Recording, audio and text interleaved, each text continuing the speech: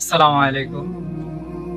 আমাদের সমাজে একটা জিনিস বেশি প্রচলিত, আমাদের গ্রামের এদিকেও, যে বিয়ে করার আগে বউ দেখার সময় অথবা নতুন বউ যখন দেখতে যায় তখন অনেক মানুষ, অনেক ফ্যামিলিতে এরকম হয়ে থাকে যে যে জামাই সে ওই যে মেয়েকে দেখতে যাবে ওই মেয়েকে কথাবার্তা শেষ হওয়ার পরে এখানে আঙ্গি করাইতে হয়। তো ইসলামের দৃষ্টিতে একজন পুরুষ যেই নারীকে দেখবে বিবাহ করার জন্য ওই নারীর হাত ধরে ওই নারীকে আপনার আঙ্গি করানো ইসলামে হারাম। এবং আহ, এই বিষয় নিয়ে তারপরে অনেক সমাজে অনেক বিয়ে এরকম দেখছি নিজের চোখে, যে নিজের দুলাভাই, মামা, খালা তাদেরকে না নিয়ে বউ দেখতে যায় না অনেকেই। তারপর সাথে বন্ধু বান্ধব নিয়ে বউ দেখতে যায়। আসলে এটা ইসলামের দৃষ্টিতে হারাম এগুলা। তো এই নিয়ে একটা বক্তব্য মাওলানা মোহাম্মদ হক সাহেবের একটা অত্যন্ত গুরুত্বপূর্ণ বক্তব্য আপনাদের সাথে শেয়ার করতেছি, দেখবেন আর একটা দেখার সুযোগ করে দিবেন, ইনশাল্লাহ পাশে থাকবেন। আর ভবিষ্যতে ইনশাল্লাহ আমরা ইসলামের দৃষ্টিতে ইসলামের মৌলিক কাজগুলো আমরা নিজেদের ভিতরে গড়ে তুলি, সমাজ সুন্দর হবে, দেশ সুন্দর হবে এবং নিজেও ইসলামের প্রতি দাবিত হতে পারবো ইনশাল্লাহ। তো শুরু করতেছি। পাত্রী দেখার সময় অনেক আছে দেখতে এসে আংটি পরায় দেয়। আংটি যে পরায় এতে কি মেয়ের আঙ্গুলে স্পর্শ হয় কি হয় না? জায়েজ নাই। তাহলে কি করবেন? আংটি পরাইতে হলে কে পরাবে? আপনার ঘরে মহিলা নাই, আপনার মা নাই, মা না থাকলে বোন নাই, বোন না থাকলে ভাবি আছে, না থাকলে একজন পাড়া প্রতিবেশী একজন মহিলা নিয়ে আসবেন। আংটি পরাইতে হলে মহিলাকে দিয়ে মহিলাকে আংটি পরাইবেন। আপনার মা থাকতে আপনার আংটি পরাইতে কে বলছে? এই জন্য আংটি পরানো কি নিষেধ, কারণ আংটি পরাতে গেলে তার গায়ে স্পর্শ করতে হয়। ইসলামী শরীয়ত বিয়ের আগে পাত্রীকে দেখার অনুমতি দিয়েছে, কিন্তু স্পর্শ করার অনুমতি দেয়নি।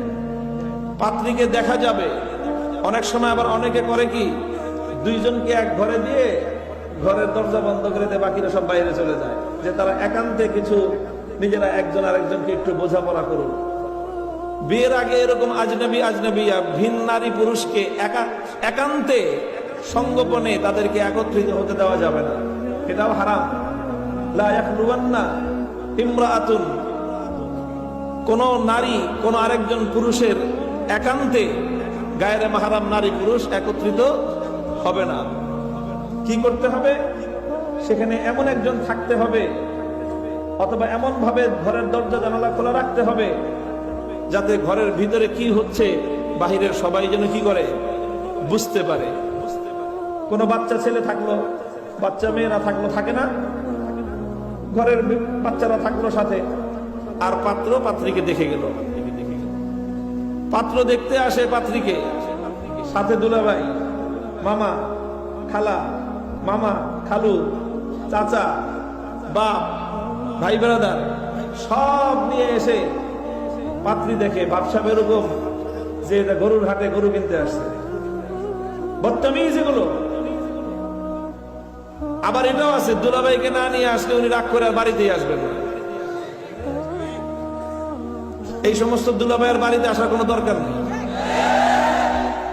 যেই দুলাভাই গুনাহ না করলে বাড়িতে আসবে না, হারাম কাজ না করলে যেই দুলাভাই বাড়িতে আসবে না, ওই দুলাভাইরে আর এত তোয়াজ করার কোনো দরকার নেই।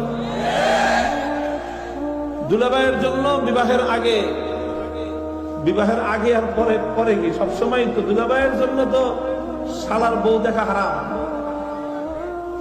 শুধুমাত্র পাত্রের বিয়ের পরে এই পাত্রের স্ত্রীকে দেখতে পারবে তার বাবা, কিন্তু পাত্রী দেখার সময় ছেলের বাবাও পাত্র দেখতে পারবে না।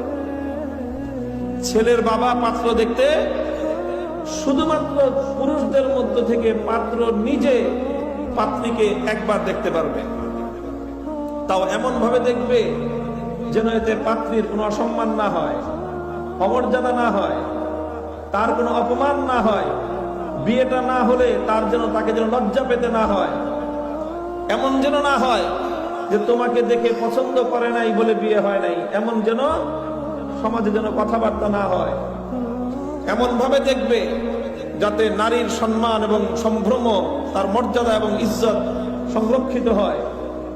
পাত্র দেখবে সসম্মানে, যেভাবে খুঁটিয়ে খুঁটিয়ে দেখা হয় পাত্রীর অমর্যাদা হয়, এইভাবে পাত্রী দেখার অনুমতি ইসলামী শরীয়তের মধ্যে নেই।